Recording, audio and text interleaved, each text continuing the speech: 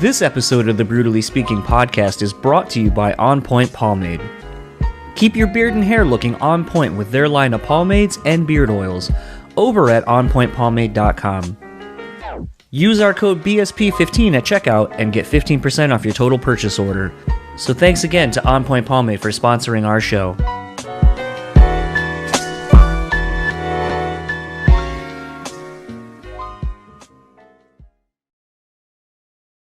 This episode is also sponsored by the Bean Bastard Coffee.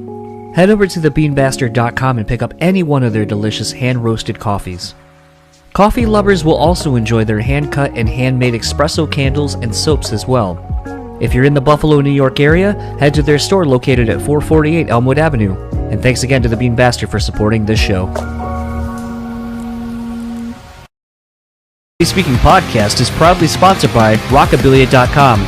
With over 500,000 officially licensed items in their online store, you're guaranteed to find something you need. Use our code BRUTALLY and get 10% off your total purchase order. Now on to the show.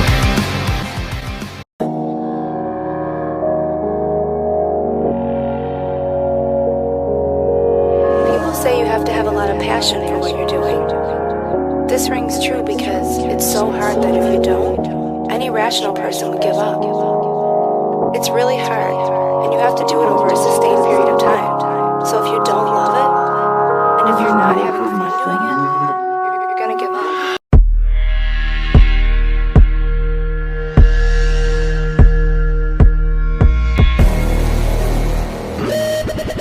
What's up, everybody? Welcome to another episode of the Brutally Speaking Podcast. I am your host, John, and this episode's guest is Rory, the vocalist of Dayseeker.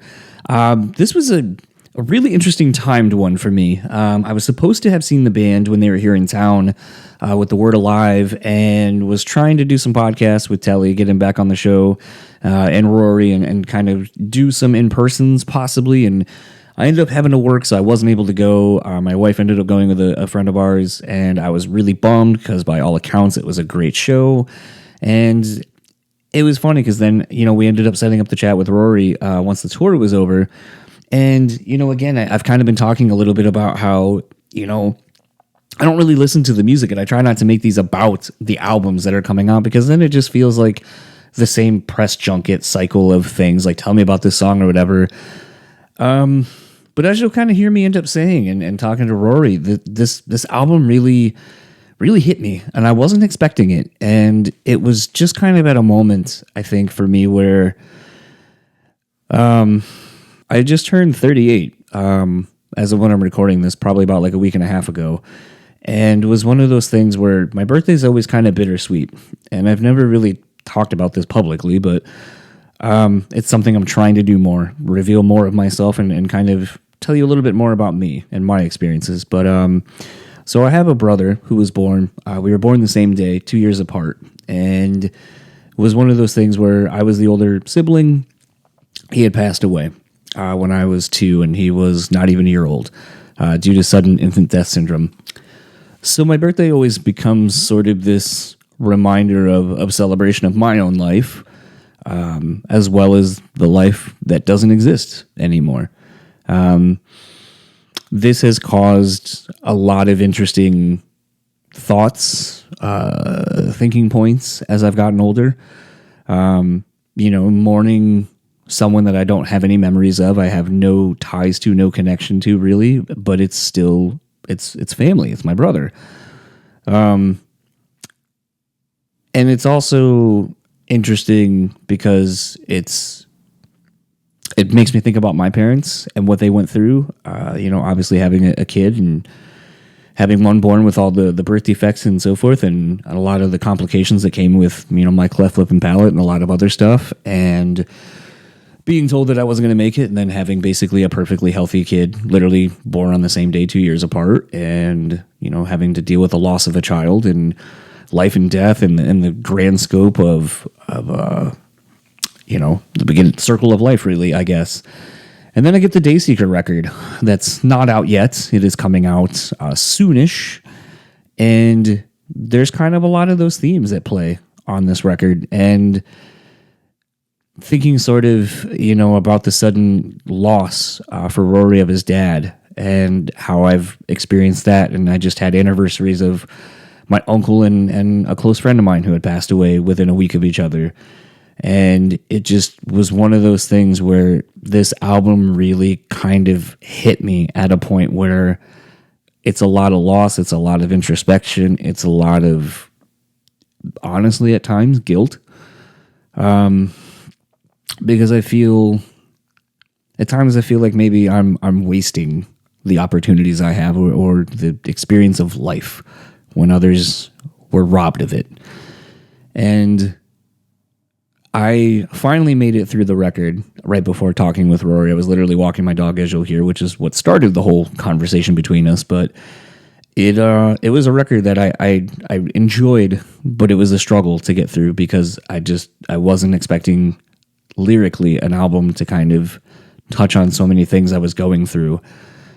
And I really do hope that when people listen to this record, I hope it does do what I say at the end, and it allows you to kind of feel all the things, the anger, the sadness, the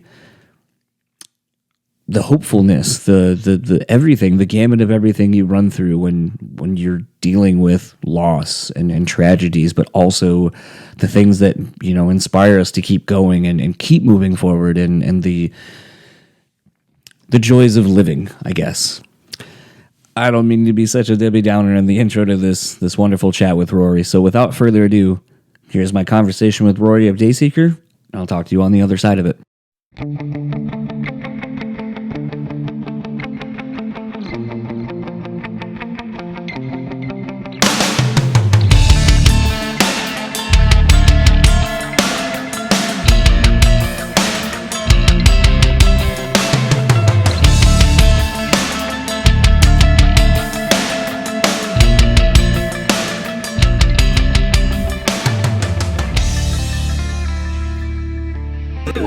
To a degree, but yeah, I have learned, and I hit record by the way because this is more of just a conversation than like a. So tell me about your record. No, it's funny because like there are people who I think have had dogs and then kids or vice versa, and I do think like having not had a kid but seeing and talking to a lot of people, there are a lot of similarities because like I know like my wife and I like to travel and like it's one of those things where sometimes you're like. I'm sad that like I have to like take my dog and go take her somewhere or go do something, and like the separation of like, man, I don't see her. I don't get to see like, my dog every day. I don't get to kind of love on her and all that kind of stuff. But then you're also kind of like, but I get to sleep in and I don't have to go on a million walks today or however long the vacation is. But then like you'll see a dog or something like that, or at least I do. And I'm like, oh, can I pet your dog? Because like I haven't had like pets today and I need to get that quota filled kind of. So it's kind of weird how like your whole life kind of revolves around kids and pets, I think. And I think a lot of people don't realize how much it really does take over your life. If you're a good parent. I will say having a human being is a lot harder for sure. My daughter now she's like a year and a half, and like she was just the easiest baby up until like 2 months ago, and now it's just like now she's a sweet kid, but she is just like I feel like the terrible twos are like a very real thing that are coming at me pretty hard. But yeah. My wife and I have been joking that our dog is entering the teens, the like teens of I don't give a fuck about you guys. I love everyone else and want to hang out with everyone but you. Yeah, and it's just like, man, if this is really like what having a kid's like, fuck this. Like I give you food, I walk you, like I do all these things for you. And now you just like want nothing to do with me. Like, come on. Yeah, you're kidding. Yeah.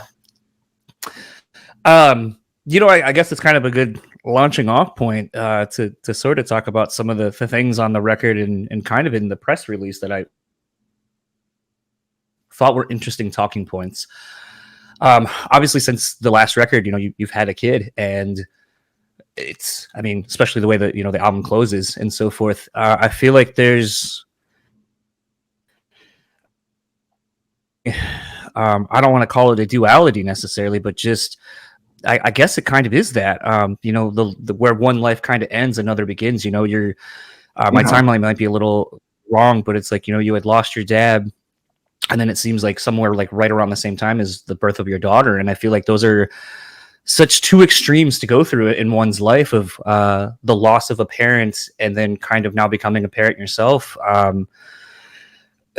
without, I guess, being too dark right out the gate. I mean, kind of explain a little bit of that, because I mean, that's I feel like that's just so monumental and just such two life-changing things to happen to you in such a short amount of time.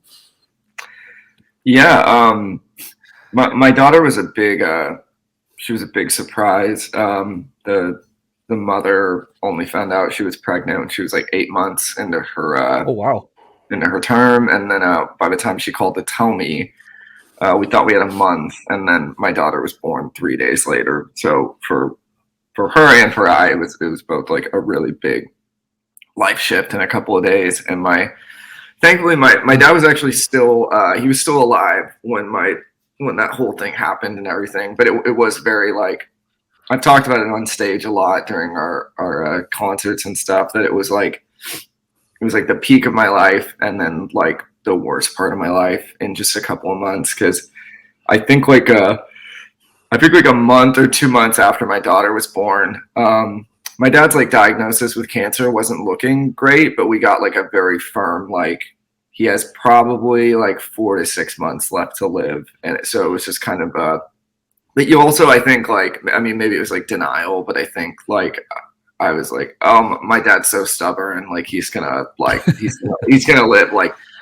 my grandma, it was like the same thing where they were like, she's gonna die any day now, and then she hung on for like a year and a half or something. So I just assumed, like, in the same like genetics, that my dad would be the exact same way. So when they said like 6 months, I was like, he's gonna live another like 2 years or something. And then it was pretty much dead on. I think they told us that in like January, and he passed in July. So it was yeah, I mean, it was tough. It was I mean, I think the silver lining is that like I had always wanted to have kids, and before my daughter's like surprise birth, I was very kind of accepting of like I wasn't meeting anybody and I wasn't planning to have kids with anybody. So I was very much kind of like, I'm not gonna have a kid while he's alive. Like, there's no way. So it was very bittersweet, but I'm also very thankful that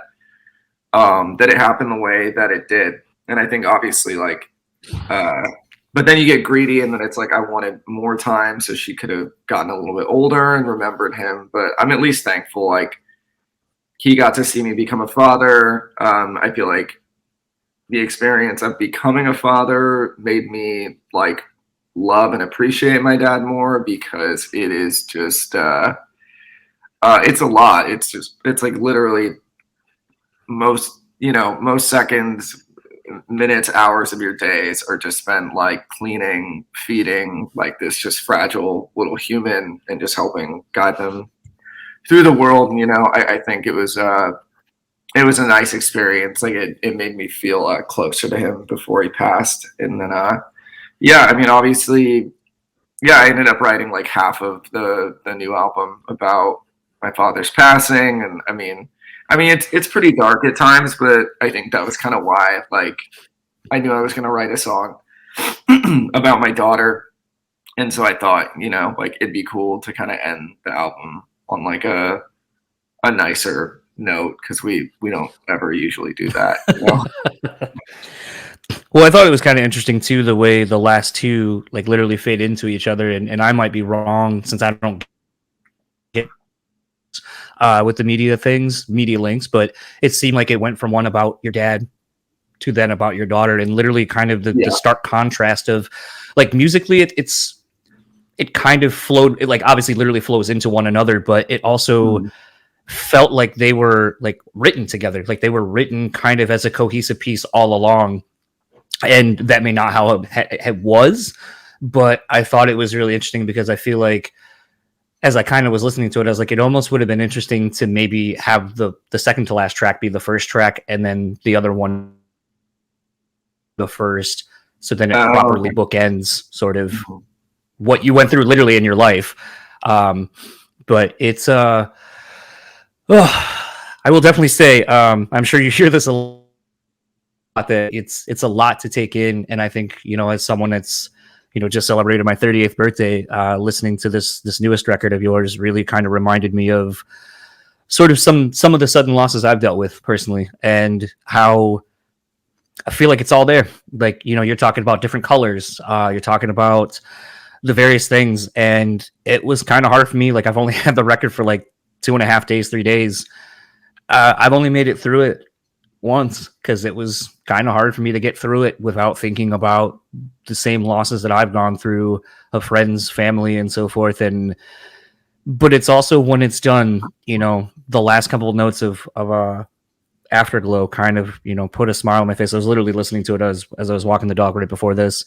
And it's one where it feels like how I feel now, a couple of years removed from some of those losses, where you're able to look back and think about those people and you don't feel as much sadness. You feel happiness. You feel this sense of, I'll call it relief. And it's something that I feel like, for given how not long of a time you had to write about these things versus when the record's actually coming out, I feel like you are a lot further along in my journey through these things. But it's one of those where I definitely feel like it's going to help a lot of people in their own journey through these things. So I think for that, thank you personally for giving me something to kind of reflect and be able to think about my friends and family, and kind of not feel sadness as much as I used to, and to kind of have that like little bit of hope at the end that I feel now, where I am. How do you think this record is going to be perceived by a lot of people? Because I know only a couple of songs at this point have been out. Yeah. Well, yeah. Thanks for saying all that. Yeah. I don't know, man. I think it'll go okay. It's I don't think it's like a night and day difference from the last record, Sleep Talk. It's definitely like, I feel like it's a little more grown up. It's a little, I feel like we were trying to still kind of cater to like metal and like post hardcore roots in the last album, and I feel like this one we embraced like kind of stepping away from that on Sleep Talk, and so I felt like on this one we like extra, we're kind of like, well, like, let's go even further, because a lot of us don't really listen to like hard metal or like super aggressive music anymore. It's just kind of happened with our older age. I just feel like I don't know.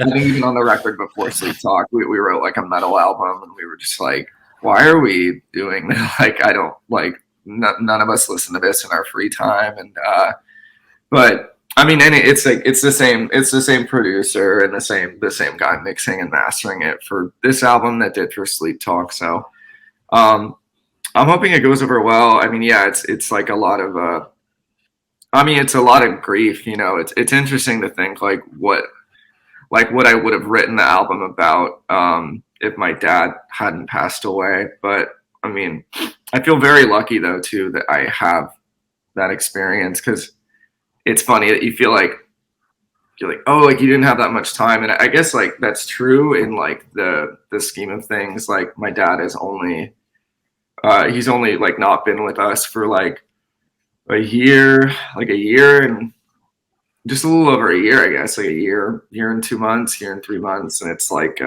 but for me, it kind of feels like an eternity. Like it feels like a really, really long time since that happened. And, but I've noticed that I'm lucky in that way though, that, like I dated a girl for a few years, who I was like 20 or 21 at the time. And it wasn't a good relationship, but I really thought that we were gonna like get married and have kids, and she ended up meeting somebody else. It was the only like real breakup I had where like I got dumped, and I like super did not want the relationship to end. But anyways, I ended up writing a whole EP about it when I was 20. It was this really shitty acoustic EP called Picture Without Color. I don't think the songs are bad. My buddy recorded it for free, and it just didn't sound fantastic. And but I've always found, yeah, like in that experience, I was able to write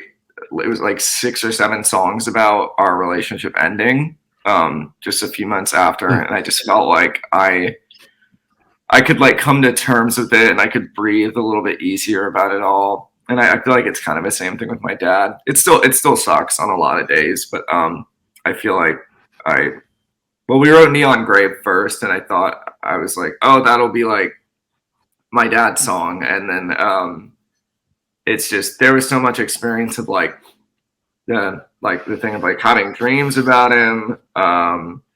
Yeah, obviously like how his passing felt, like in Neon Grave. Parallel, I wrote about my dad, and kind of like the choruses are kind of about the idea of him being alive and well in like a parallel universe. But then I don't know, in the verses I like really wanted to get very like overly vivid lyrically with like what it was like watching him pass away in hospice. And there were all these like different kind of like components to his passing that were like really hard to squeeze like just into Neon Grave. So we ended up writing like, I think there's 5 songs on the album that are about my dad. But yeah, it's I'm hoping it'll go over well. I mean, I think I think that's kind of like our bread and butter, is just like really overly depressing shit, and then people just people just trauma dump, their stuff on me. And I think it always comes from a good place. But man, on tour, it's just so much of like, just like every night, like just like in these 30 or 45-second interactions, it's just like such heavy shit, person to person. Like, my dad died a month ago, my mom's a drug addict, like my grandpa has cancer. I'm just like, fuck, man, I'm really like, I'm sorry. But I mean, I understand it though. Like my mom was a drug addict when I was a kid, and all I had was like, I had a boom box, and I would just listen to like Linkin Park and just like all this other stuff that it felt really sad and angsty, but it like made me feel really, really comforted, like knowing I wasn't alone in what I was experiencing. I think that's something I've touched on quite a bit on this show, is I don't think sometimes we realize, you as the artist necessarily, because they say like, you spend the time writing the song, but then once it comes out, it's not really yours anymore. It's kind of everybody's. Yeah. And it's one of those things where, I constantly talk about different professions, tattoo artists, kind of go through the same thing, I think, where all you're hearing is kind of everyone's worst day. Like, what inspired this tattoo? Oh, like my fucking husband beat me for the last 20 years, so I'm getting this because I finally left him. And you're like, fuck, like, what do I do with that? Yeah. And then it's like, okay, now I have to go home and try to like, be a normal person around, my significant other or whatever. And, even thinking about my uncle, who's a forensics person, and there was like a mass murder around here, like probably 10 years ago. And all I had to think of was like, it was the first time I really saw my uncle on the news and be like, since he has to do the forensics at like all these different places, it's like, you see the worst in fucking people, the worst tragedies, like kids literally being killed and all this stuff. And then you go home and eat dinner with your family and have to like act normal, I guess. Like, how the fuck do you do that? Yeah. But it becomes the same prism, basically, I think, through some of the things you go through as an artist, where it's like you're putting real life things that you've gone through, but then you have to kind of be that emotional support for everybody that interacts with you, that wants to tell you about how your music helped them. But then if adversely, it's like, what does it do to you while you're still dealing with your own things mentally on the road? And being on the road is just hard enough as it is, let alone having to kind of feel like you need to be there for everyone and have the right things to say for everyone. That I don't think a lot of people take that into consideration, how hard it must be for someone like yourself to be in that situation day in and day out. Yeah. I mean, I wouldn't say it's comparable to your uncle, seeing kids and stuff.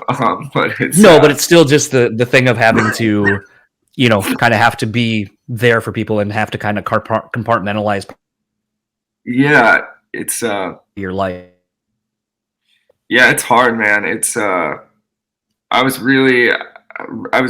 were just on tour with this band, The Word Alive, and Mood Ring, and I feel like I mean, I'm not going to say it's like I don't know, like things have been going really well where I feel like this is like we were playing kind of like B markets at like these like more like 400 or 500 cap venues and like a little bit more intimate.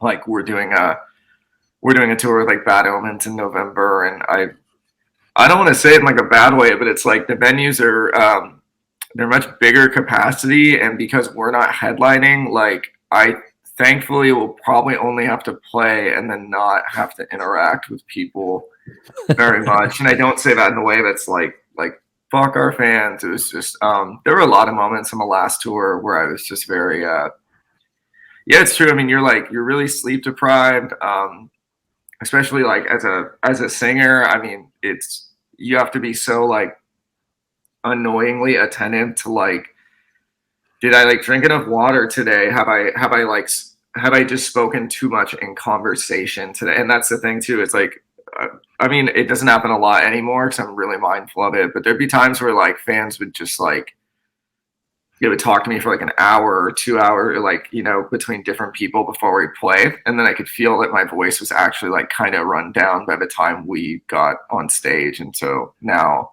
I learned eventually to go like, hey, I love you. I can't talk to you anymore because I don't want to. There's a lot of other people who came to see us, and I don't want to sound like shit, you know, to answer all these questions that you have. And so it's, yeah, it's very, you're right. I mean, yeah, I think a lot of times people just think like, oh, they're playing a show, it's fun, it's cool. It is, but it's like it's a lot of yeah, it's hard, man. It's a lot of, you know, you're cramming yourself into a lot of times a van. If you're lucky, you can get a bus or a bandwagon, which is a lot more comfortable. But yeah, you're just, you know, away from your family, your friends. It's just all this like crazy over stimulation, and I'm already kind of naturally like an introverted person, and it's hard too because I mean I've not recently, but you know like I I think I still have like a bit of social anxiety, and I think I've learned how to adapt to it over the last like decade that we've been touring. But like it's just I didn't know how to take compliments. I wasn't like that good in conversation, and it's just funny. Like I would just read a comment of like somebody just like, oh, like he was such a nice guy when I met him, and then somebody like, oh man, he was a fucking asshole when I met him. It's just like it's just so weird because I'm like I don't think I've ever like inadvertently like somebody came up to me and I was like, go fuck yourself. Like I've never done that, but it's funny. People like they just get this perception of you and they build up this idea of you in their head. And if they just like hit me on a day where because some days are better than others. Some nights I'd be like, I'll talk to everybody. Let's go. And then some nights I would just be like, I just want to play and I just want to go lay down. I don't even want to talk to anybody. And you're expected to be like on like 100% of the time. And if you're not like, and you rub like one person the wrong way, like somebody in Ohio can just be like, that guy was a fucking dick when I met him. And then they tell all their friends. And then, there's a small circle that just thinks like, oh, like, yeah, maybe I like his music, but he was kind of a shitty guy. And it's like, it's a lot of, yeah, it's a lot of pressure. What's funny was I remember we did Warped Tour in 2018, and it was like probably some of our first like meet and greets because we didn't think we were ever like popular enough to justify doing that. So, but we had a good time doing it there. We would just do it after we played at our tent, and I remember Motionless in White. They were on the tour also, and they would do meet and greets, but they'd have to get like escorted by security, and and it was just, I mean, like hundreds and hundreds of kids who wanted to meet them and do a signing. And I remember one person was like, one kid said something like, oh man, he's like, I really appreciate that you guys come out and like you do this. He's like, because like, Motionless in White used to do it, and then they think like they're too fucking cool now, so they don't do it at all. I'm like, I think I had to correct the kid right there. I was like, they're so popular, and you have to put yourself in like that band's shoes or the singer's shoes. Like it just might be like way too much, like on a daily basis, trying to interact with like hundreds of people over and over again. The other thing I noticed too is like, I get sick way more often if I go out to talk to fans, because kids' natural inclination is to want to hug me or shake my hand or talk like 2 inches away from my face.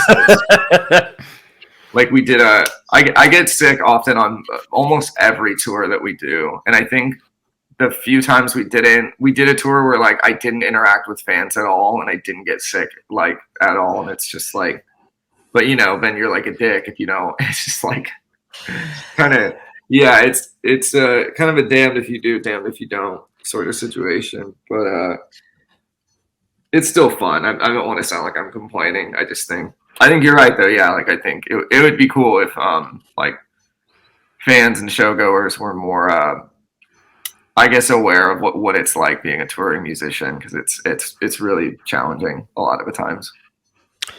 Well, I think that the thing, you know, actually, just because it's funny, and I haven't shared this story before. So I went to the 2018 Warped Tour, but I've said this plenty of times where a friend of mine was on that tour, so my wife and I surprised him in Connecticut, and then got hooked up with an all access pass, so we were able to go check out the full show from different vantage points that a lot of people couldn't. And what was interesting is we were on our way to go meet up with our friend, and we were like getting ready to go backstage, but I was like, oh, Hatebreed's playing, so I'm gonna watch them and then we'll go. And I remember the singer of this band was walking and had person because as soon as like they got to the barricade, like she was just like, oh, it was great talking to you, bye, and then just like took the fuck off. And I looked at my wife and I was like, so this person doesn't know I have an all access no escort needed pass. Should I go fucking punish her like next time this damn it, I didn't mean to say she should I go punish this person when they come back out? And then when they try to do that, I'll be like, oh, where are you going? I'll go with you. just see like the oh no reaction on their face and just be like, I've been fucking with you the whole time. I saw the last exchange. I really don't care about you. But I just think it would be funny to do that because I get both sides of it, and I get, you know, the punishers that happen and people not being, you know, aware of what's happening. And I've definitely done it. I even texted a friend the other day. I was like, sorry, after we kind of drank for a little bit last night, like I kind of probably got a little punishery. So sorry about that. Like, you know, first time it's happened, but whatever. And it's a thing. I think as you get older, you just kind of become more aware of yourself and become aware of others. I know one of the biggest components of that for me in recent years has been working door at a bar, and people are like, oh, you don't really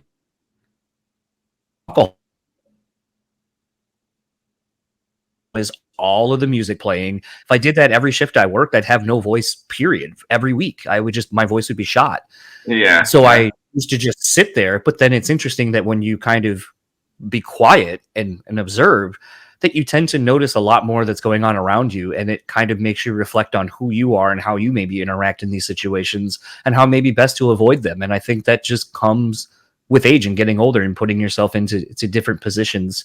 And hopefully you learn from them. But I think I don't think that what you're saying at all makes you sound like a dick. I think it just honestly makes you very aware of that. You know, I think I saw a post on your Instagram recently that, you know, you said like, oh, I decided to quit my job and become a full-time musician. And I think that comes from gaining strength and perspective on who you are and how to better set yourself up for success versus maybe when you would have done it at 20 something and you're like, all right, well, I'm doing this, so that means I taking a job means I failed. And it's like, no, you can try this. I think you're ready to have made the steps necessary to do this on a professional level and set yourself up for success this first time. But probably also knowing that if it doesn't work out the way you had hoped, that it's also not a failure. It's just okay, like let's kind of look back and figure out what didn't go right. How can we correct this? How can I make this better the next time I try to do this and make a, you know, better informed decision moving forward? And obviously I would say having a kid probably makes you think of all these things already, like just because you have to think bigger now. Yeah, I just got lucky that I think music started going well, like at least financially enough to where like I can just tour and then come home and then like I have enough to live off of until the next time we tour. It's a little more, it's like kind of sketchier though, because it's like you get like a big chunk, and then you have to kind of stretch it until the next time you go out, you know. So it's like, yeah, like I mean, if another pandemic happened, like I couldn't still just be a musician, you know. I'd have to go get a job, and I think about working part time, but we were also, it was like we were trying to finish the album also around the time that I, like, we did a tour, and I was like, oh, this is like pretty decent money, and then we were like in the middle of recording the new album, and I was like, I need to kind of commit to this a little more like full time. So the timing just kind of worked out, but it's no, I feel very grateful. I mean, you know, it's funny you mentioned punishers, because I feel like that's just like an industry, like an inside term that like not everybody, like I've thrown out the term punishers before, and people are like, what are you talking about? And I'm like, oh, it's a very real thing in the touring world with just very, very people just being not self-aware and just berating you with questions or not knowing when to leave you alone. And I mean, yeah, bless their hearts. I think they just don't. Yeah, they haven't gone. I'm sure like I could have been a punisher when I was like 18 or 17. It was, yeah, we ran into. Oh, I think we all were. Yeah, I don't know, man.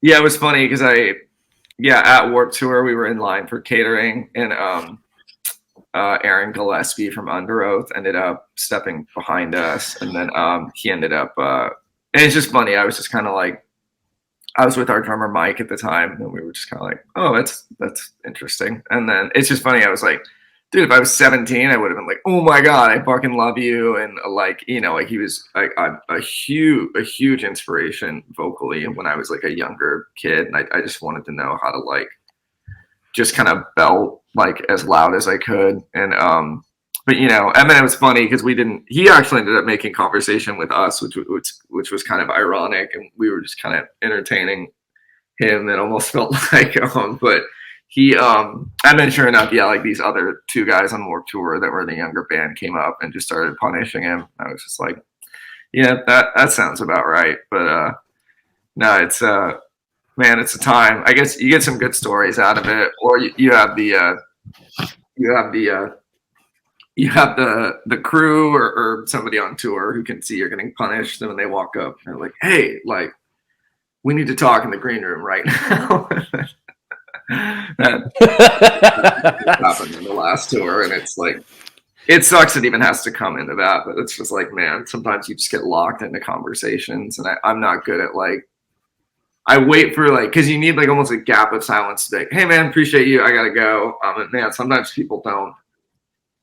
It's funny. It's funny. Our tour manager pointed out that it's funny that in a lot of conversations with fans, it's a lot of me just like going like, oh, well, thank you. Like, I appreciate that. Like, oh, that's cool. Like, just very like, I'm trying to naturally let the conversation come to an end, and this guy was just ranting about how his dad was trying to stab him, and just, and he was obviously very drunk, but it was just, I was like, dude, I am not. You don't need me for this conversation. Like, you're doing just fine by yourself. Yeah, it's. I think sometimes the hard part is, and especially I think with music at shows, and when you find a connection with someone that has something similar to you, it's hard because you feel seen for the first time. You know, and so it especially when there's alcohol mixed, like, you know, and I've been guilty of that too. Especially just being someone who can talk to anyone about anything, which is why I think this was such an interesting medium to find when I was like, I don't know, people want to talk to me. And everyone's like, you fucking talk to anyone about anything. So like, shouldn't be surprised that you're somewhat good at this. But I do think that that's the hard part, is when you find a connection that's so deep and so inside that like you probably don't really connect and can't really tell anyone about, or you don't think you can, that's where it gets hard, and you kind of lose all sense of social cues and norms and so forth. And I know for me recently, in the last like year and a half, 2 years, you know, after going to therapy, it becomes this thing like where I kind of, and I talk about it all the time, almost every episode since, you know, I've talked about it in some capacity. And it becomes one of those things where I'm like, oh, am I kind of like punishing people about talking about therapy? But to me, I'm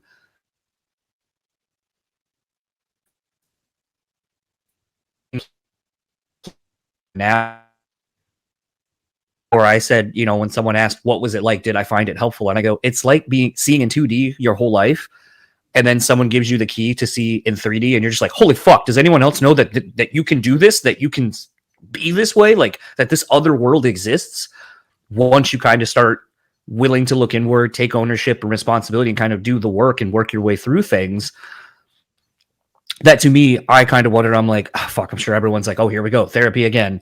But also, why wouldn't I want to talk about something that drastically changed my life for the better in the last couple of years, especially when everyone went through horrible shit?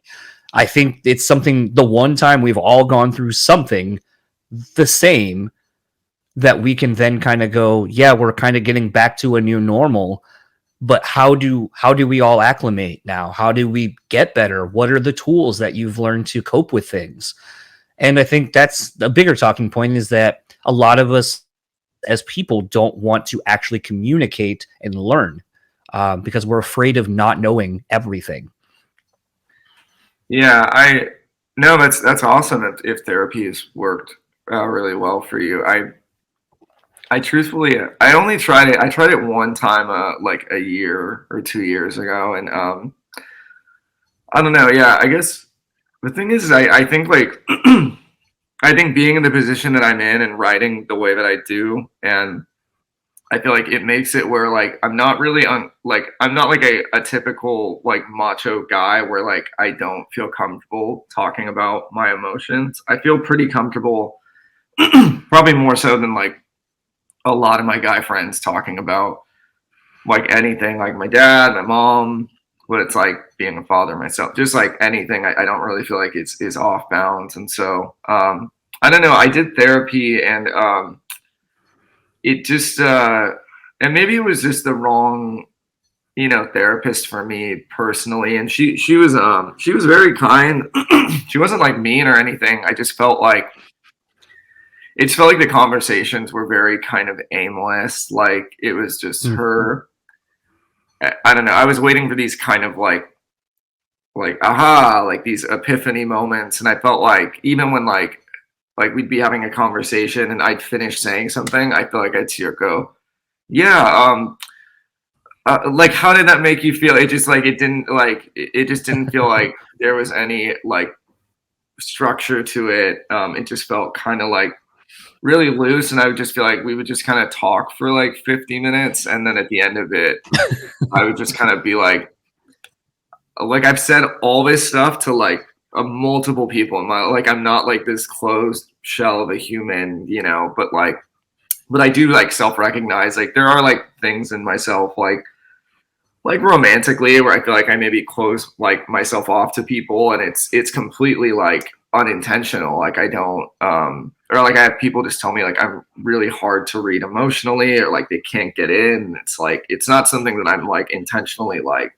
fuck the world and I'm trying to. I'm sure it was just, like deep rooted in like my relationships with my parents when I was younger, and I wanted like a therapist to kind of like help me like maybe understand and improve on that. And I have kind of been like I've sort of been like I don't think I had a great run with that person, and we really I think we did like 5 or 6 sessions. I didn't really commit to it for a while, but I just didn't really feel like I think we only did a few, and then I had to go on tour. And then when I got back, I wasn't super motivated with her personally to get back into it, because I just didn't feel like she was really helping me see anything that I didn't know already about myself. And but no, but it's funny. I mean, despite that experience, like I'm a huge advocate for therapy and just for people. Like I definitely think from personal experience, it's like, yeah, if you stuff shit down, it's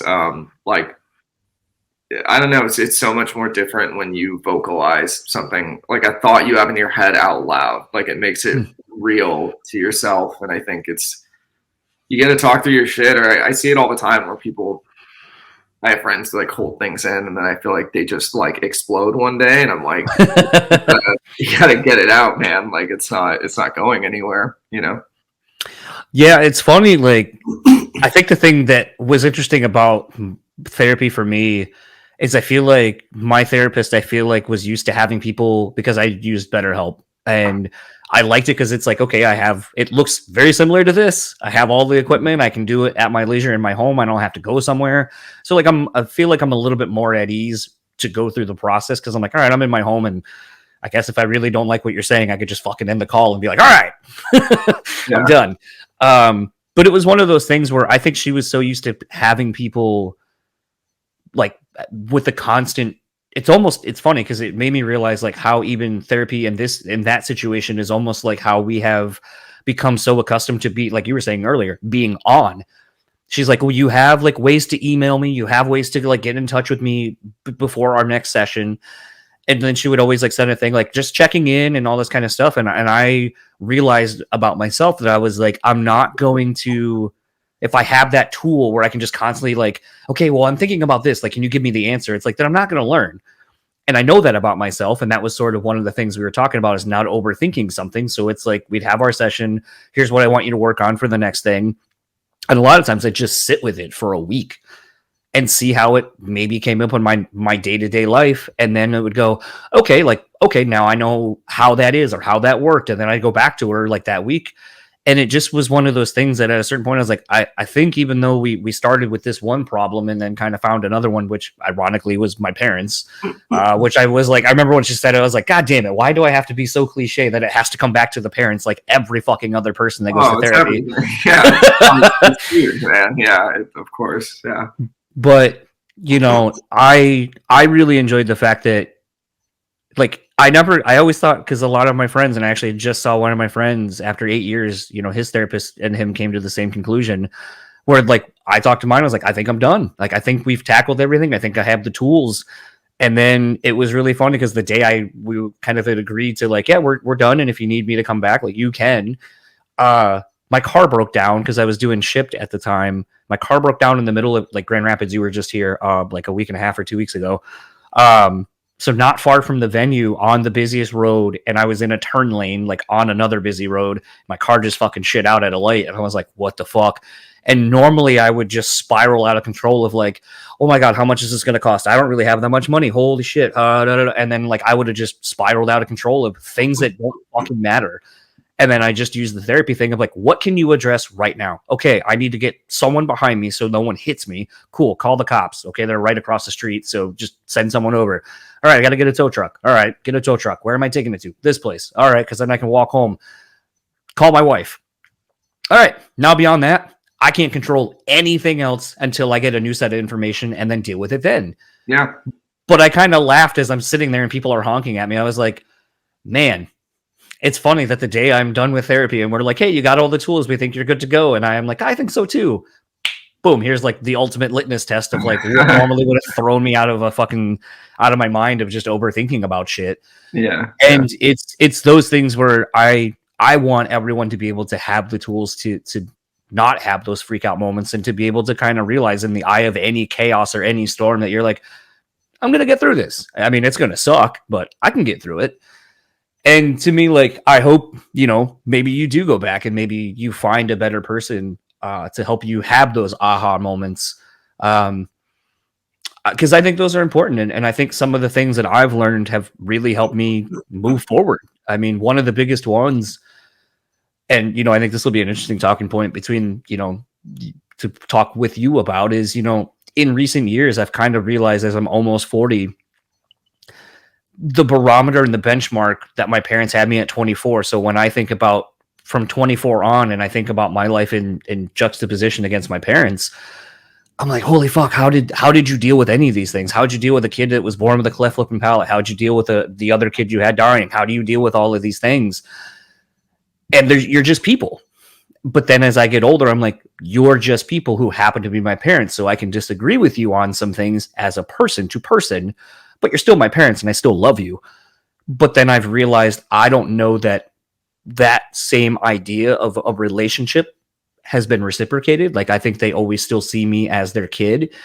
And I don't know if, since I'm never going to be a parent, I don't know if that's ever something that you can kind of move yourself out of. and always kind of compare and contrast to the life of your parents and how you were with your parents and that relationship to the relationship you're going to have with yours and so forth. And I don't know, I've been thinking a lot more about it because I don't know if other people have really kind of come to that realization that like your parents are people and you can see them as such. Yeah, I know it's a trip. I mean, it kind of goes back to what I was saying, where like becoming a father definitely made me look at my father and my mom even just like very differently. Because no, you're right. They're just kind of these like annoying people who are around. No, not. I mean, yeah, I was short tempered with my dad sometimes, and I apologize to him for that. Before he passed away, but no, it's true. I mean, it's because I think it's just as a kid you just grow up with like there are just these like titan role models, or not even role model. They're your parents, so it's just if you're ever like scared or anxious or something's going on, like you always, if you're lucky anyways, you have a parent or two parents to lean on, and they just feel like they have their life figured out, everything's fine, and then yeah, you just realize, I think 24 even it's a like that's a I don't know. I mean, I'm 33 now. I was 32 when my daughter was born, and yeah, it's just like I I don't know how I would have been as a father at 24. And I just feel like so much in my life has happened in the last, like 8 or 9 years since that age. And but it's true. I mean, I'm sure my daughter will look at me that way as she gets older, that and I am somebody that I'm like, that's the thing too, is like, I think a lot of things just shift when you become a parent, and you're kind of just like, your entire mindset changes, in the fact of like, yeah, it's a very selfless kind of lifestyle to live, because you're constantly planning your life around for the betterment for your child, and you're okay with it, because it's like a blessing to be a parent, to take care of another person. It's very challenging, but it is also, I will carry that role throughout my entire life, but that doesn't mean that, there are times where, yeah, I'm on tour, I'm at home, and I just something horrible is happening, or I'm just not having a good time, and it's not like I'm gonna tell your kids like I'm stressed about money, or like this is how like you just have to you have to put on a front that like you're fine, everything's okay. But I think that's the thing, is it was when I became a father, I was just like, I did it on basically like a 3-day notice, and that wasn't, so I didn't walk into the situation fully like prepared, or like I know what I'm doing. Like I didn't have any time to like read any books or anything. But it's just funny, you just held my daughter for the first time, and it's like, okay, like I'll figure it out. Like it's not a big deal. So it's but yeah, at the end of the day, I mean, you're right. It's just, your parents are people. They're just people who happen to get somebody pregnant or decide to have a kid, and then they're trying to navigate. And I mean, obviously some people do a better job than others when it comes to being a parent. But no, you're very right. I mean, it is probably better to see your parents as people, because that's all they are, really. They just decided to have a kid, and they hopefully didn't fuck it up too bad. I feel like, everyone talks about, mainly with kids, but I feel like I don't know if it's always existed this way, or if it's just a societal norm of like, okay, you get married, you date, you get married, or I guess we'll just go back a little bit further. Graduate high school, maybe you marry your high school sweetheart, go to college, or find someone in college, marry that person, get a job, get a house, kid, kind of, rinse, repeat to a degree. And I don't know if like there seems to be this like shucking of that, where people are like, oh, I don't need a kid. Or more importantly, I feel like the big life events now of I need to like have a career, I need to buy a house, I need to have a kid, that everyone's more, it has to happen when I'm ready, when it's that life can be that adjustable to your whims, where you're like, okay, now I have all the things ready to have a child. So I'm going to have a child now. And it's like, life doesn't work like that. Like, to No. me, I almost feel like the fact that you had, I mean, maybe not days notice is the best way, but I feel like that's almost like the ultimate metaphor of just like, you have to just, you'll be ready for whatever life gives you. Or if you're not, you will figure it out, because that's just how we as people cope and survive, is by constantly adapting to whatever we are thrown. And I think, I'm not saying that that probably was not stressful, challenging, and just a million other things going through your mind, but I think, you do the best you can, and you just kind of learn as you go, and that's really the best you can do. But I don't think we're willing to. Again, I think it kind of goes back to like, you need to know everything and be so prepared, and it's like, that's not life at all. Like, I don't know anyone that has everything down to a fucking box that they can just check off and be like, and now let's go. Like, you can't do No. that. No, you just gotta roll with what life throws at you. But I mean, like I said, being a parent though is very like, it's just kind of like a primal instinct that kicks in of like, oh, okay, like I'll do whatever I have to do to take care of the kid. Well, I mean, unless you're a deadbeat, but And personally, I think something that, thinking about listening to the record and thinking about, the change in the band for yourself, and just kind of how seemingly you guys have kind of been on more of an upward trajectory since the last record.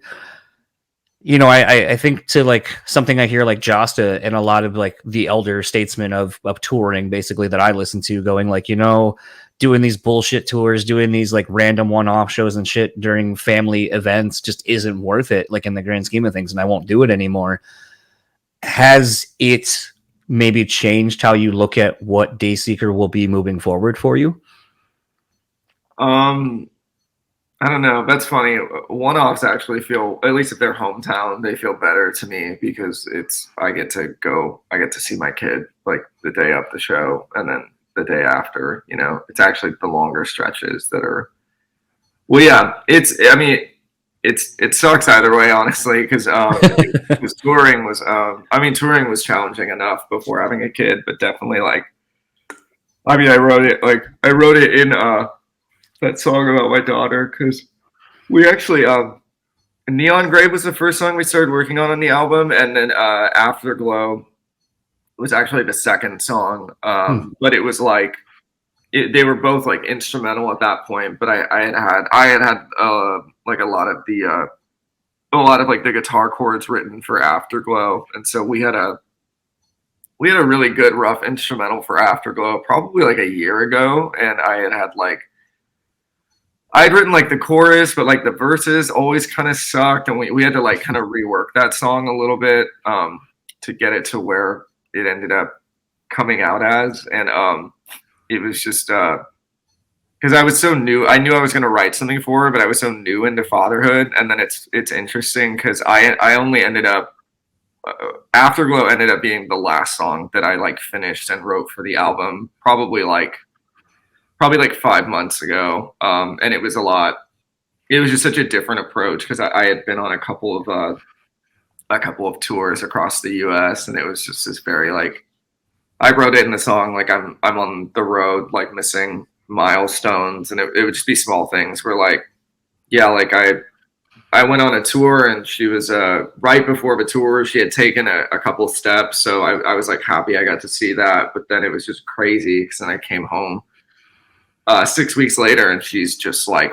running around, and it was just, I was in my head, a month and a half prior, she was primarily crawling and then taking a couple of steps and then would, fall over a little bit. So it was just like, and then even I was only gone for like 2.5 weeks, and then I came back like a week ago, and yeah, I just feel like there's times where like I come home and like, it's like, not unfamiliar. She's the same person, but I feel like how rapid her growth is like scary sometimes. And I feel like I have like kind of,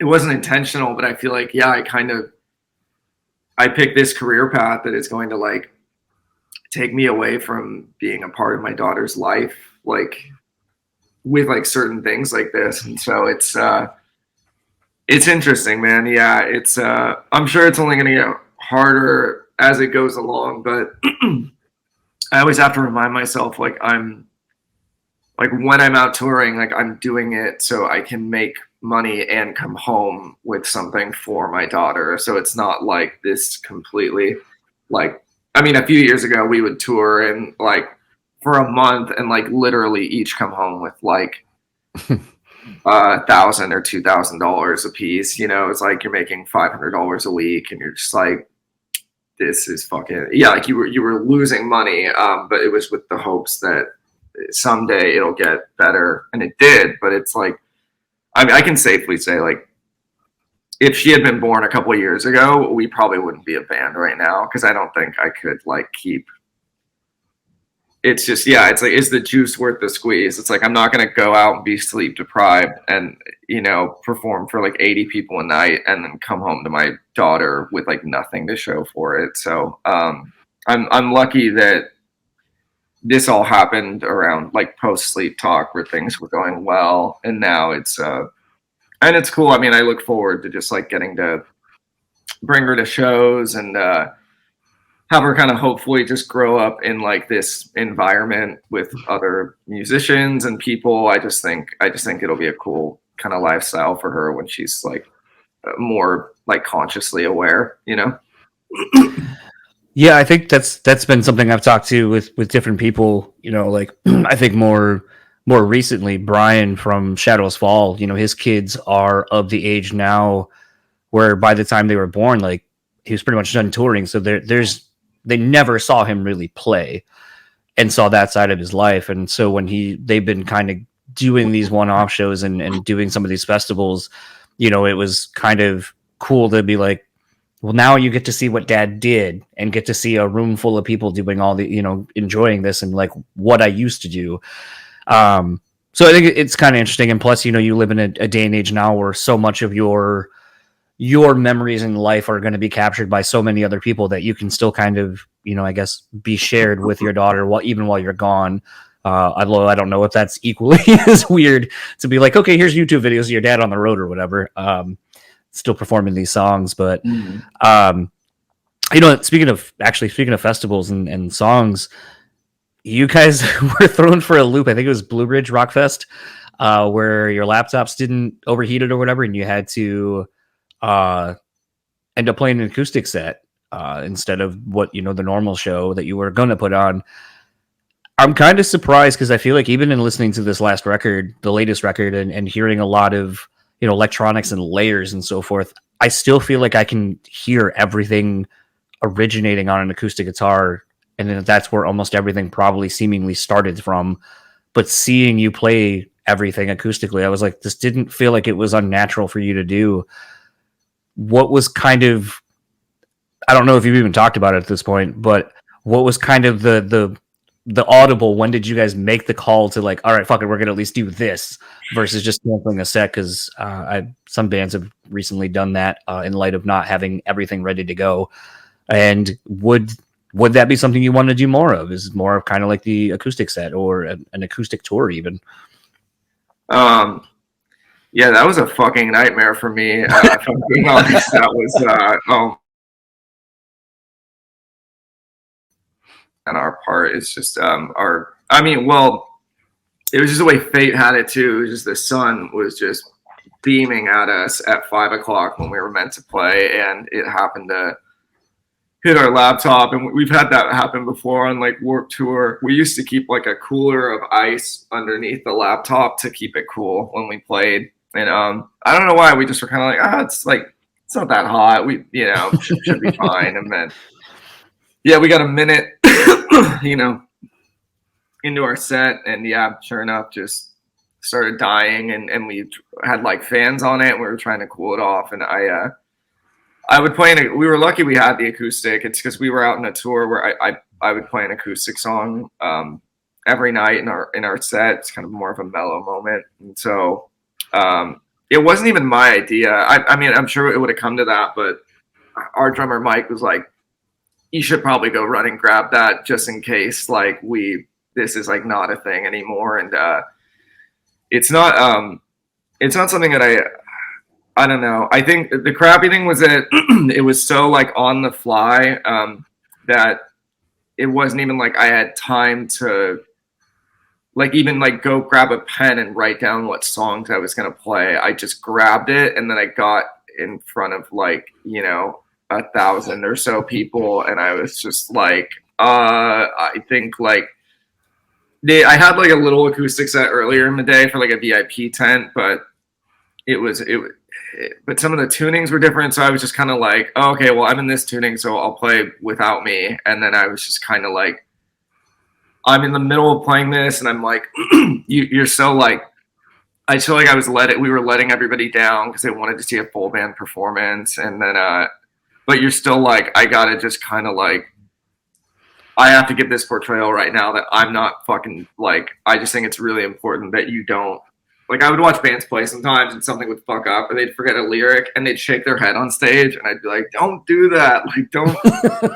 It's okay if you fucked up, but like, I wouldn't have even noticed. But I only noticed because you made it so apparent to me while I was watching you, and then it takes me out of it. So I just always think like, I tried really hard to keep face during that whole experience, but on the inside, I was like, this is horrible. Like, and everybody hates this, and it's a letdown.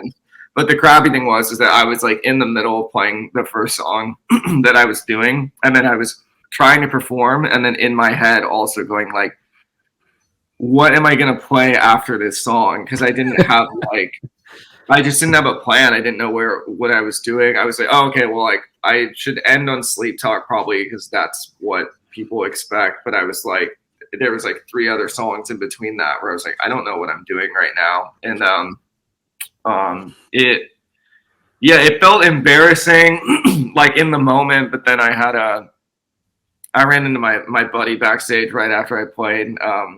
He was just kind of like, he's like, I know it sucks. He's like, I want you to know like that this will be like this is there's a lot of people in the audience who are like probably never going to forget the experience that they say. It wasn't just another show where you guys played full band. It was like that you did like this whole acoustic set like out of your ass. And I mean, it was I don't know. It went pretty well, all things considered, but it was just stressful because a lot of those renditions are just like things that I would like play around with at home. Like I had never really actually sang a lot of those songs like in public like many, many times. So for me, it felt very like just very uncomfortable at times, but I think it turned into something really cool. A lot of street cred for sure, which was nice. Yeah. It's one of those things that to me, I'm kind of reminded as I'm kind of going through working with a friend's band, and like we just released a Patreon for them. And it was like brainstorming, like what can we put in there? What can we give people? And I was like, well, you guys don't have a lot of money, so we can't promise people like things that cost a lot of money. So it was kind of getting creative. And I was like, every band has a shitload of demos, like 5 different versions of the same song, then the pre-pro version, and then, the final version, and then a remix maybe or whatever. And I was like, so like, just give people demos. I was like, I mean, I don't know if people find them as interesting as me, but I love seeing where a song starts, where it ends, how many different ways you can make magic out of the same song. And I think when you do something acoustically that's done, and when everyone thinks of it a certain way, I think it really takes it and strips it back to its essential thing of like, these are chords, and then here's my voice or the lyrics or whatever, and it makes something I think maybe some people overlook to then be like the front and center and kind of make you realize like, why is this song so good? It's so good because it's good at its core. It doesn't need all these other things and all these other tricks to be good. It inherently is good. And let me show you again why it is. And, there was something, and I was trying to like read your face because like knowing the circumstance when I like found the videos of it, I was like, oh, I'm interested to hear how this sounds this way. And your face didn't really belie that you were like kind of shitting your pants, like, okay, what do I play next? What's going on? How do I play this? What tuning do I need to be in and all that? You felt like it was very comfortable, but there was a moment where, and I don't know if maybe I saw it because it put a smile on my face, and I was like, that would have been a cool moment to see. But it was when everyone kind of did the backing vocal, the vocal melody in Sleep Talk. for Yeah. you. Mhm. And I was just like, oh, that's gotta feel so good. Like to know that an ancillary part of your song everyone knows, and they know to do it for you because it's not in this version of the song. Yeah, Like that to was kind me, of like that would have been really cool. And I thought that was like that to me was the really special moment of like that 5-song set was just like hearing the crowd kind of doing the different parts of different songs for you. yeah. That's well. The funny thing about that is, with with in-ear monitors that we like kind of got into a few years ago is, I mean, yeah, it makes a makes a huge difference in like the quality of your live set because you can hear everything so well. But it's like it's uh it's so sound canceling that even when we first started doing it in like smaller clubs or whatever, bigger rooms, it was just I definitely you lose the audience a bit. Like you really can't hear a lot of like I used to be able to rate like, oh, this show's going well by how loud the crowd was in between songs, and that's just not something I can do. I mean, thankfully the shows go pretty well for the most part recently, but like that was something at Blue Ridge where I had a what the crowd like what everybody was experiencing outside of that except me, they were getting a very different version because I couldn't hear that many people singing along. Like it felt like a very just like, okay, I'm singing and they're just watching. And then it wasn't until my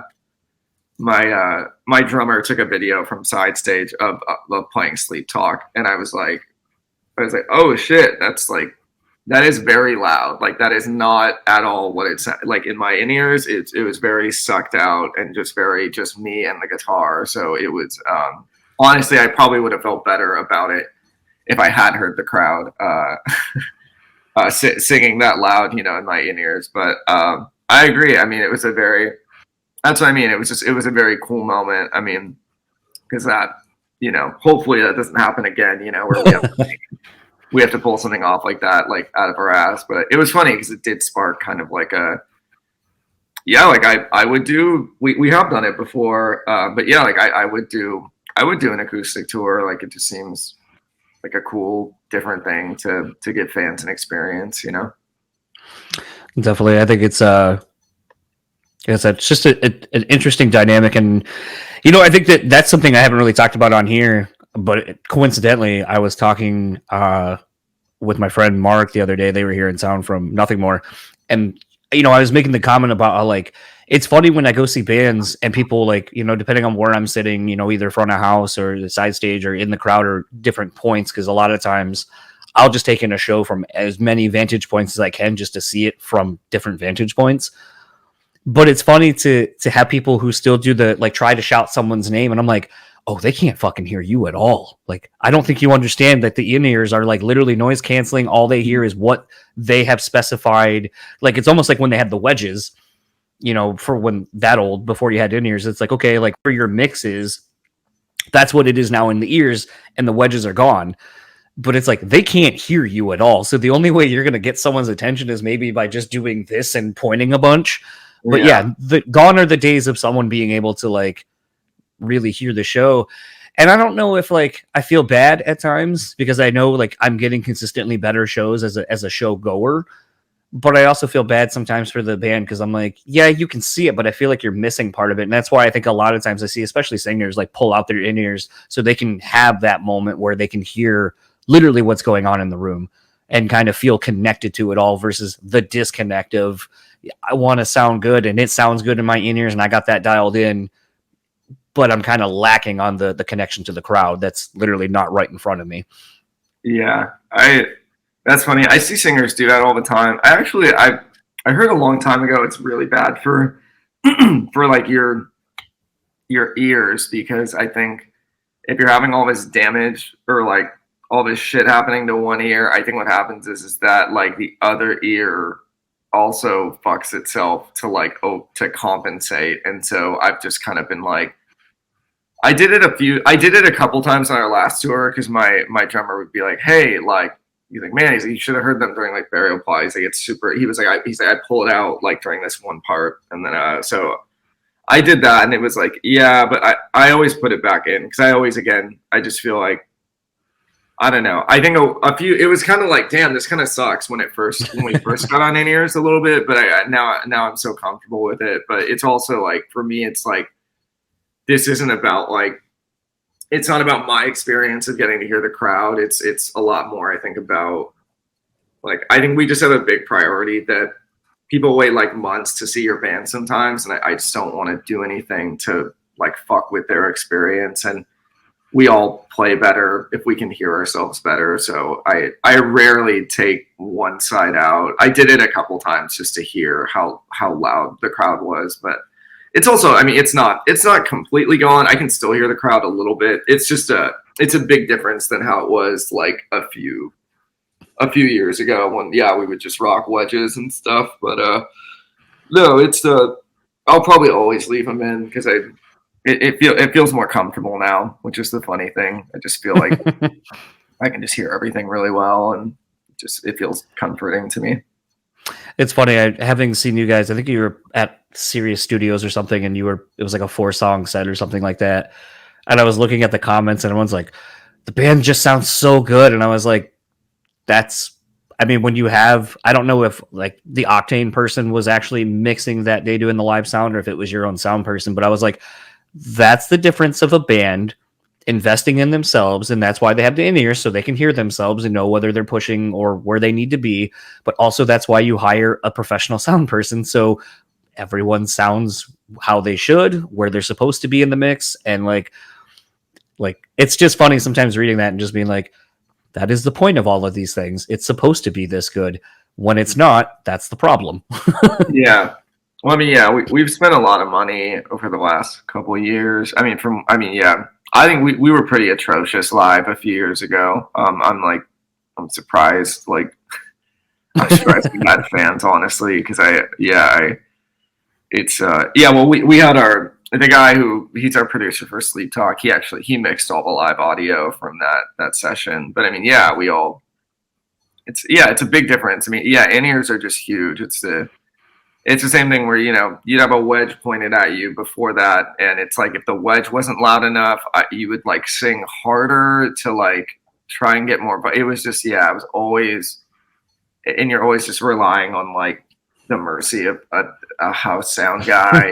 We definitely like, very recently too, we were just kind of, because we went to Australia and we didn't bring a sound person, and that was for sure. We did that, and then we were like, we had a few house sound guys who just fucked us, and we were like, we are at a level where we cannot afford to not be in control of like how we sound live and who's mixing us. So it was kind of a silver lining moment where we're like, cool, we're never doing another tour again without a live sound tech, because it makes such a big difference. Like, you don't want to leave like the concert goer's experience in the hands of like some 50-year-old guy who fucking hates it, doesn't give a shit about doing a good job for you, so. I know plenty of those people, and sometimes they even work at venues. Yeah. Kind of, I guess, last question for you. The kind of, we're at a point right now in the year where a lot of bands are looking at maybe 2 more months of touring and then kind of taking off until the year, just because that's sort of how the industry works. Because I feel like Sleep Talk, and I know that record came out like three years ago, I think. Like, actually, the anniversary was like a couple of days ago of it actually dropping? It was yesterday, yeah. It was yesterday, okay. Mm-hmm. Because it's weird because, like, so I've been talking quite a bit about how everyone kind of lives when they're creating art. Like, you live, the things that are happening to you now are what's inspiring you to write what will be next. And a lot of times, it takes time for everyone to finally hear the product because of, mastering, getting ready for vinyl, getting things lined up because we want to put it out in this quarter of the year to line up with these tours and all this other stuff. There's all the kind of the business side of putting out music. But I know that everyone's tentatively always writing, and I know you have another band as well. I know this new record isn't even out, but are you like, are you still writing for something in general? Like, are you one that was always writing, whether it just even be lyrics or something? No, not at all.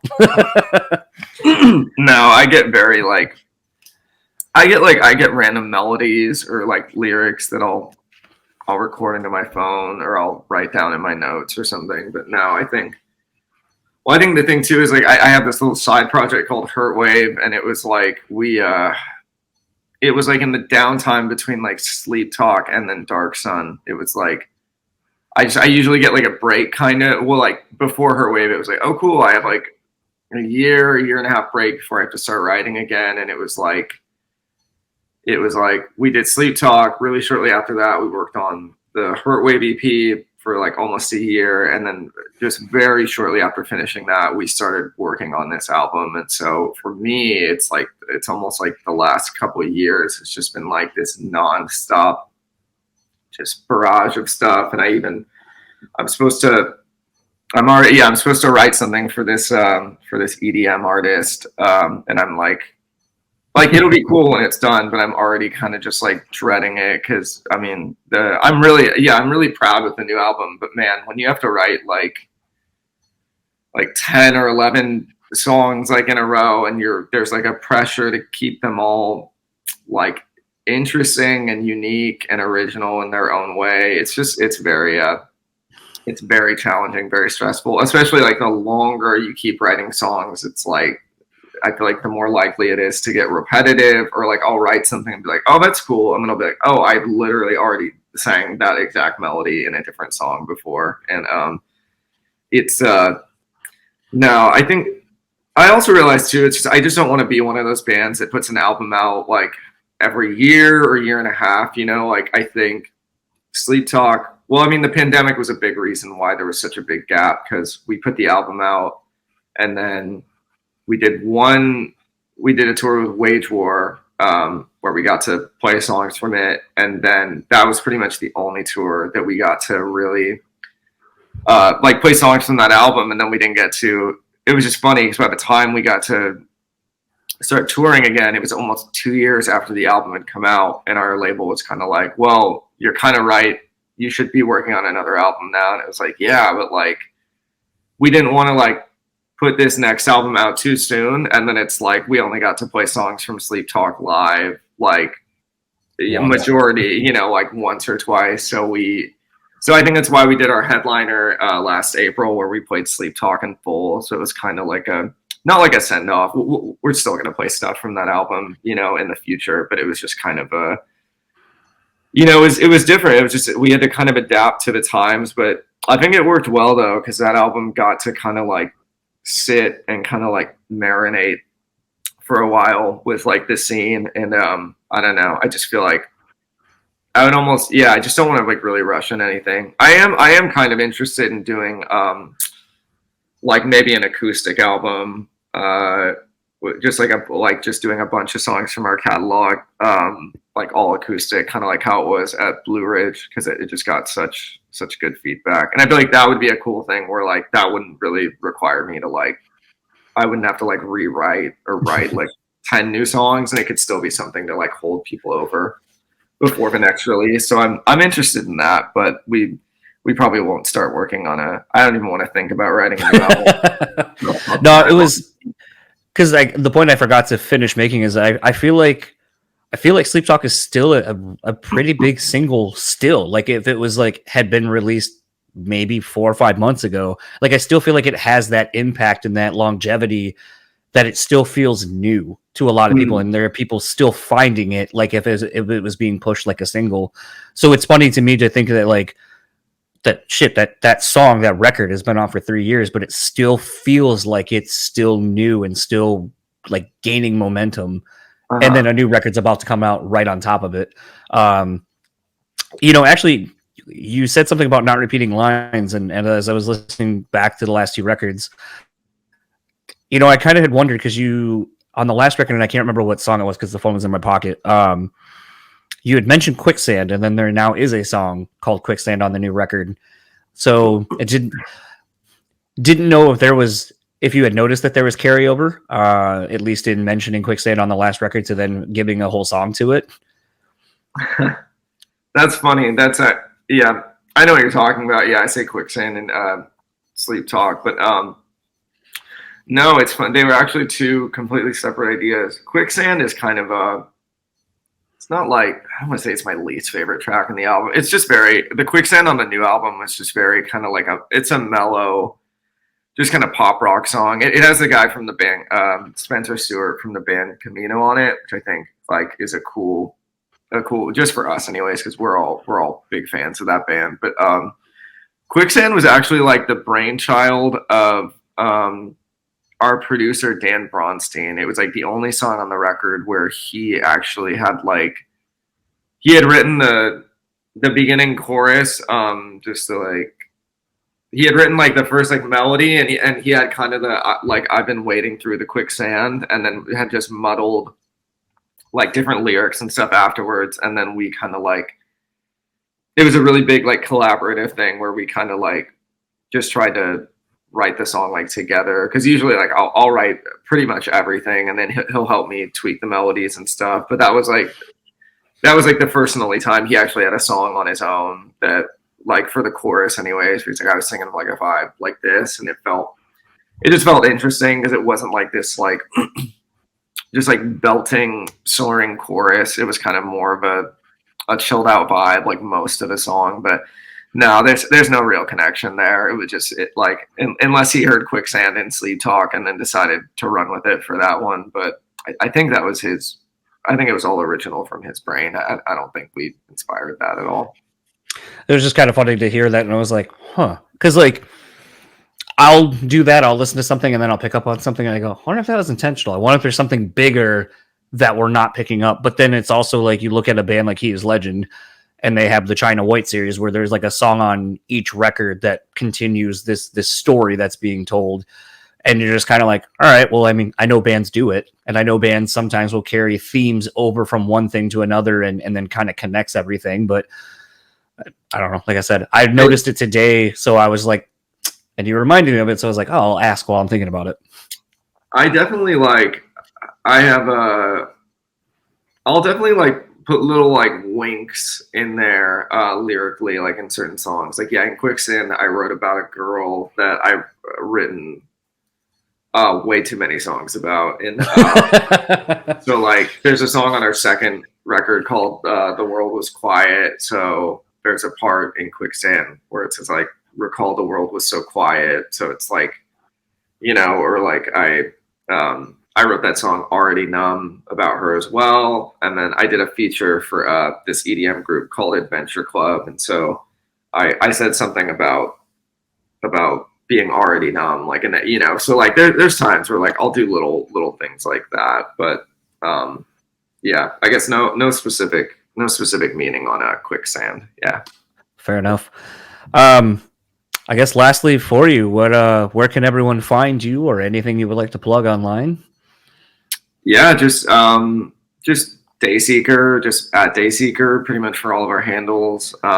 We have our new album, Dark Sun, coming out November 4th. And then we're going on tour with Bad Omens, I think November 3rd. So the album will come out pretty much the day we get on tour. But yeah, that's pretty much all I got to plug. What song are you looking forward to playing live off of this and giving it a live debut? What one are you itching to finally shake off? Yeah, we're gonna add, well, we've already been playing Without Me and Neon Grave, which are really, really cool, moments live. And then, we're adding Dream State, which we just put out. And then we're also adding a song called Crying While You're Dancing. And that's the last single. It comes out a week, I think, before the album actually drops. And, I'm excited for that one. I think it'll be I think that one, I see that one doing really well. When I heard it, because even in the press release, it was kind of talking about that one. So instinctively when I was listening to it, I was all right, let's see why whoever wrote this press release, feels like this is a one of the standout tracks. And to me, I always think it's funny when a single is so far on a record, because to me, it's that should usually showcase how strong an album is start to finish. If you're able to put something that's track 8 or 9, right, release it as a single, that it's all right. And usually the last, and I can go on about the way that albums roll out now with, 5, 6, 7 songs as you're before the album even comes out. You're like, what are you even leaving me at this point? Like, I'm already kind of done with the record because I've heard it all already. Yeah. But it's interesting to me that, the one that's hopefully going to get everyone really excited about this record coming out right before it does is one of the, the latter songs on the record. And I think I really enjoyed it. I went back and listened to that one probably 2 or 3 times before I let it go on to the next song. So I enjoyed just kind of a lot of enjoyed the chorus and just kind of the arrangement of it. Like, having not a plug, but like having these new Beats headphones that are like noise canceling and all that. Like, it gets even to the point where like if you move your head, you kind of like it shifts the sound with you. So it's kind of weird to be listening to something and you're like, and I'll forget I'm moving my head and it does that because then I'm like, did it pan or does it like oddly drop kind of like right there? And then I'm like, oh no, that was because I moved my head, so I need to like sit still. Yeah, it's yeah, thanks, man. That's funny. Yeah, I mean, it's hard picking single. There were songs we had to leave out that we thought could have been singles, which is not a bad problem to have. But it was I don't know. Yeah, it's funny. That's not really like that was a song that I like really when we like had first recorded that song. Like I like really I had a lot of love for it, and I couldn't. It's just I don't know. It's just a funny one. I can't really quite put my finger on why, because I really liked it, but I expected like our management and our label to be kind of like, it's kind of a slow burn, or like I don't know if that's like it's not, because by no means it's not like we wrote like Without Me and like Neon Grave, and we were like, oh, these are like they're just like classic singles, like they're just like big choruses and they're like ultra catchy kind of melodies, and like I feel like Crying While You're Dancing is like just I don't know, it's weird, man. I just feel like it's a weird song to be a single, but it works really well. And I sent the album to our old guitar player. he left the band a few years ago, but I sent it to him, and I didn't even tell him like, oh, like listen to me. I was just like, here it is, I hope you enjoy it. And then he texted me a few days ago. He's like, I think Crying While You're Dancing is like my like favorite like Dayseeker song you guys have ever done, which was, it's cool that he can say that, like, and not having been he said that too on the last, I think he said like Drunk was like his favorite song that he had heard us write. It's just cool for him to say that too, because he didn't have like a hand in these songs, and so you expect some older members might be like, you aren't shit without me. He's very like, he's very like cool and open and honest about his opinion of the music. So I'm excited for that one to come out. We're shooting a video for it next week, which will be fun. Yeah, it was kind of funny.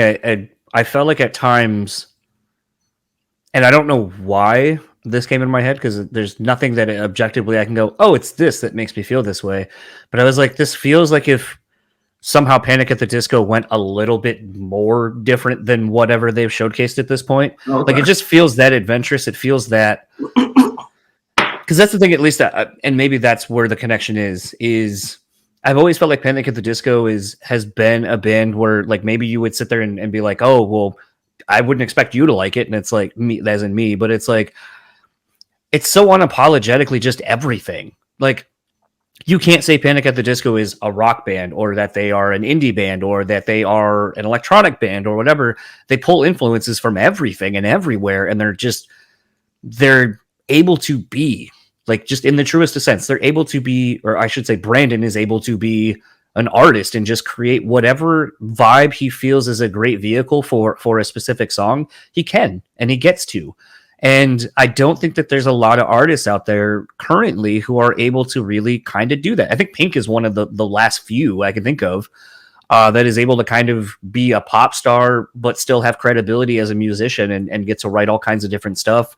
See, even the stuff she's doing with Dallas Green and the You and Me, that it's like, I feel like that's the problem, is I feel like everyone feels like they have to be them. We are Dayseeker, so we have to be Dayseeker, whatever Dayseeker is. And you kind of touched on it earlier. Maybe that's kind of the thing, is I feel like that song is maybe an example of where you could go moving forward. That song, having done it, having it do so well and be such a standout point on a record full of interesting songs, that I think it makes me kind of go like, all right, well, now where do you go with that? where does that allow you to go moving forward as a creative and as an artist? And that's what gets me excited about a song like that being a single and for people to hear it. Yeah. I don't know. Yeah. Cause I don't feel like it's like a crazy left field thing, but there is something that's more, is a little different about that one, but just hoping people embrace it as they seem to have with most of the singles, but it's just it's just, yeah, I mean, you see little comments, people like, where's the breakdowns and the screaming, but it's just, I think I just don't want to be a band that writes the same record like 10 times over, and I'm always just like, you can always listen to our old stuff if you hear like screaming or heavy music, but I have high hopes. I hope people will, enjoy the record when it's out. I'm very much looking forward to. I was so bummed because I was supposed to go see you guys when you were here and hang out with Telly because he's been on the show a couple of times. But unfortunately, I had to work that night, so my wife and a friend of ours ended up going. But hopefully next time you'll play on a day I can further plan ahead and actually get to see you guys because it's been a while. Yeah, dude. If you wanna come to, is Detroit like the closest to you? Detroit would be. That's still like 2.5 hours. Usually the running joke that I have with some people is because Fort Wayne is the same distance for me here in Grand Rapids as it is to Detroit. But I joked with some people, I go, I'd usually prefer to go to Fort Wayne because no one knows anyone in Fort Wayne.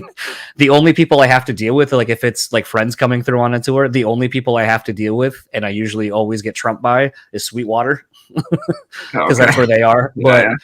But beyond that, it's like, Pierre's is there. There's like, there's I think it's called the Clyde Theater where Sweetwater's dumped in like $1 million or so into renovating an old like opera house or something.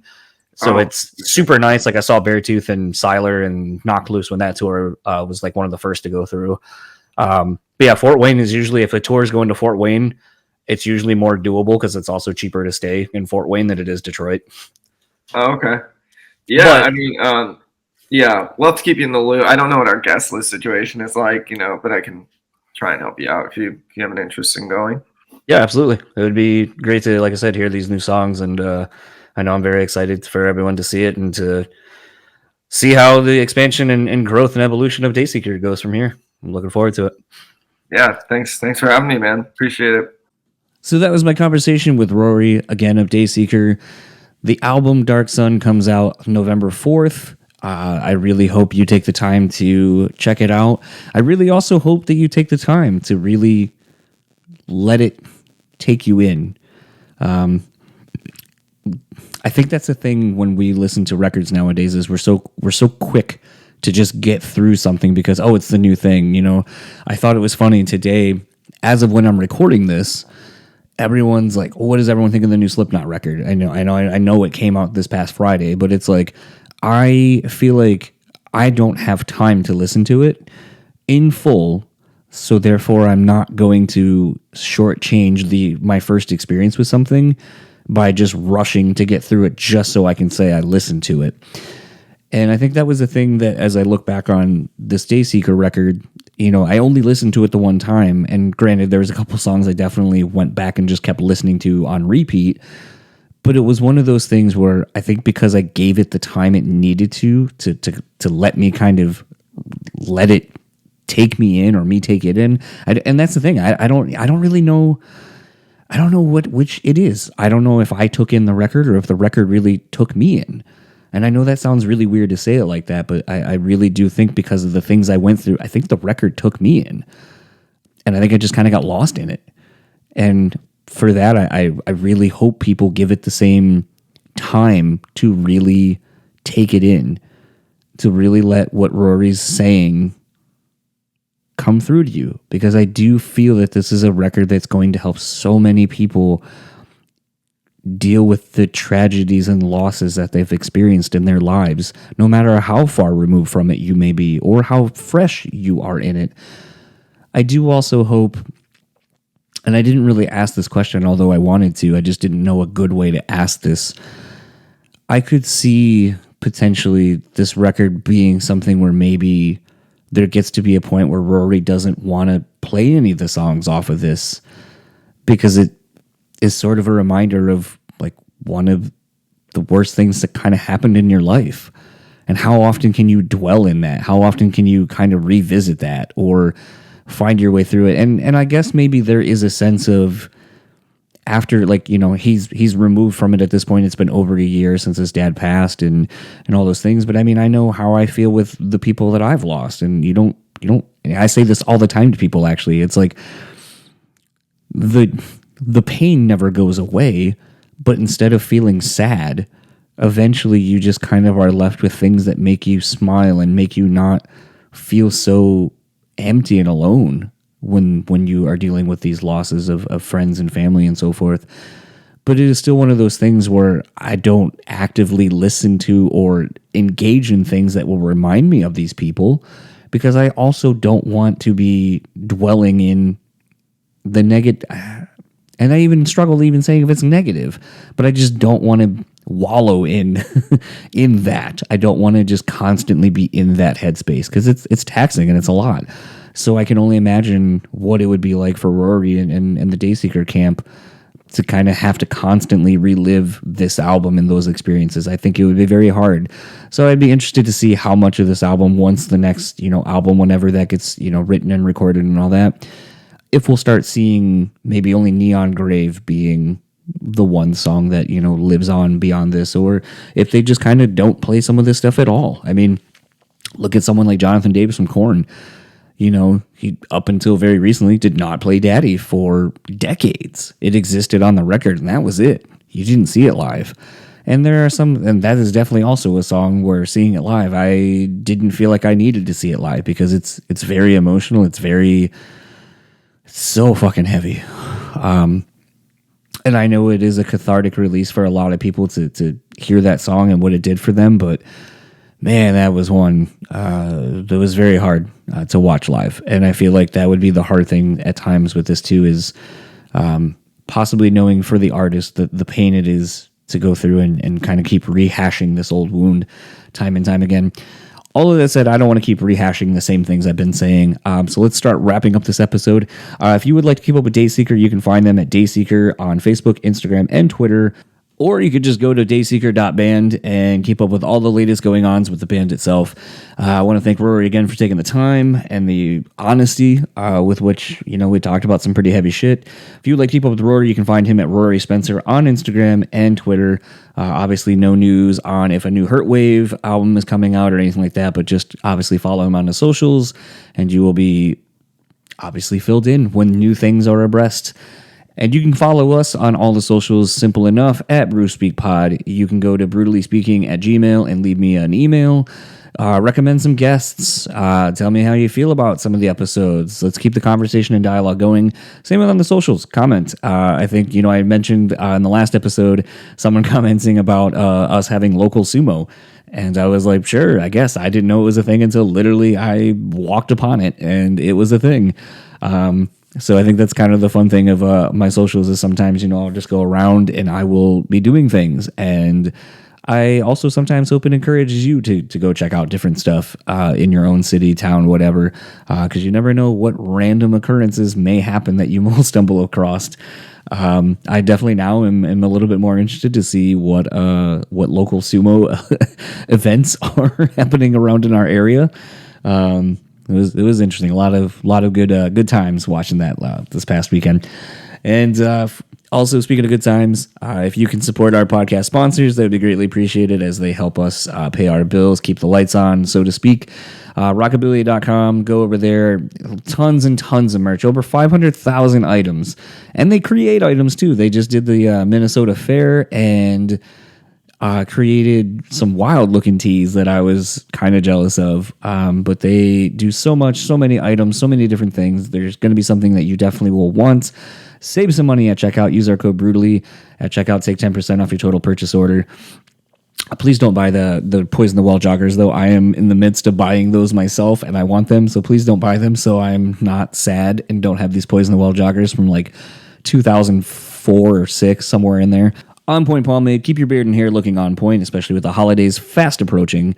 Use our code BSP15 at checkout. Take 15% off your total purchase order. And last but not least, The Bean Bastard. Go to thebeanbastard.com. Pick up some delicious coffee, handmade soaps, candles. If you go to the brick and mortar store in Buffalo, New York, you will have awesome food, delicious coffee, an ambiance you can't create anywhere else. So support the guys and gals for all that they do in their local Buffalo, New York area. And for the Brutally Speaking podcast, I am John, and full transparency, I have a handful of shows that I am in the process of getting ready to record, but I don't know which one I'm going to post. So I'm not going to tease who the guest is, but there's a couple coming up, and they should be good, and I'm looking forward to it. So until next time, I will see you all then.